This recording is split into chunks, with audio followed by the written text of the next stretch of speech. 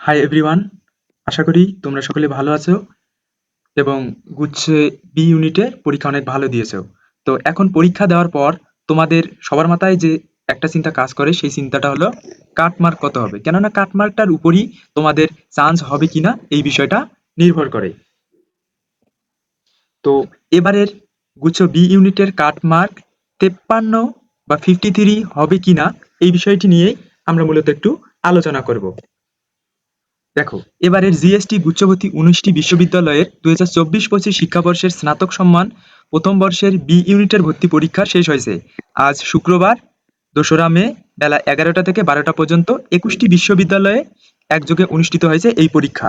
জানা গেছে যে এবারের ভর্তি পরীক্ষায় 72,062 জন আবেদন করেছে, তার মধ্যে 96% পরীক্ষার্থী অংশগ্রহণ করেছিল, 96%, এবং 4% অ্যাবসেন্ট ছিল। তো তোমরা সকলেই পরীক্ষা যারা দিছো তারা নিশ্চয়ই কোশ্চিনটা দেখেছো, যে এই যে দেখো কোশ্চিনটা তোমাদের বাংলা অংশে এই প্রশ্নগুলো এসেছিল, ইংরেজি অংশে এই প্রশ্নগুলো এসেছিল এবং সাধারণ জ্ঞান অংশে এই প্রশ্নগুলো এসেছিল। তো তোমাদের সকলেরই কোশ্চিন সম্পর্কে একটা ধারণা হয়েছে।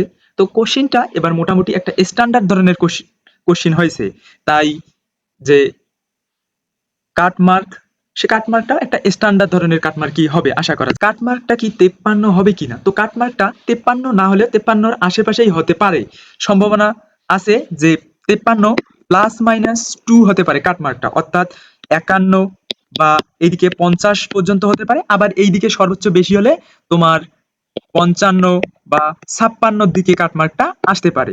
তো তোমরা কে কত মার্ক পেতে পারো এই বিষয়টা কমেন্ট করে জানাই দিতে পারো। আবার একটা বিষয় খেয়াল রাখবা, তোমরা যেখান থেকে অ্যান্সারটা মিলাও, যেখান থেকে অ্যান্সারটা মিলিয়েছো, ইউনিভার্সিটি থেকে কিন্তু সরাসরি ওই অ্যান্সারটা দেওয়া হয়নি, অর্থাৎ তোমরা যে অ্যান্সার শিটের সাথে অ্যান্সারগুলো মিলিয়েছো, মিলিয়ে যে মার্কটা পেয়েছো তার থেকে 2-3 মার্ক ডিফারেন্স থাকতে পারে তোমাদের মার্কের মধ্যে। তো সকলের জন্য শুভকামনা রইল। Thanks for watching my video.